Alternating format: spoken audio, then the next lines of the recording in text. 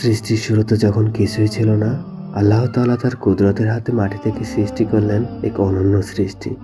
তিনি হলেন হযরত আদম আলাইহিস সালাম, প্রথম মানুষ এবং প্রথম নবী।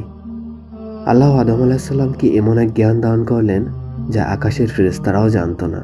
সবকিছুর নাম তিনি আদম আলাইহিস সালামকে শিখিয়ে দিলেন। তখন আল্লাহ ফেরেশতাদেরকে বললেন, আদমকে সিজদা করো। ফেরেশতারা বিনয়ের সাথে সিজদায় লুটিয়ে পড়লেন, কিন্তু একজন দাঁড়িয়ে রইল। সে ছিল ইবলিস। অহংকারে ভরা কণ্ঠে সে বলল, আমি আগুন থেকে সৃষ্টি আর আদম মাটি থেকে, আমি কেন সিজদা করব? এই অহংকারই তাকে ধ্বংস করল। ইবলিস আল্লাহর রহমত থেকে চিরতরে বিতাড়িত হলো।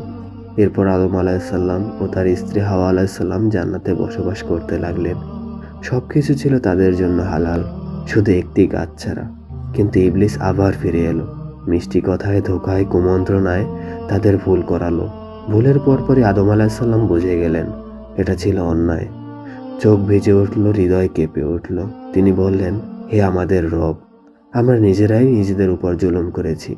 আপনি যদি আমাদের ক্ষমা না করেন তবে আমরা অবশ্যই ক্ষতিগ্রস্তদের অন্তর্ভুক্ত হব। আল্লাহ তাআলা তার তওবা কবুল করলেন, কিন্তু পরীক্ষার জন্য তাদের পাঠালেন এই দুনিয়ায়।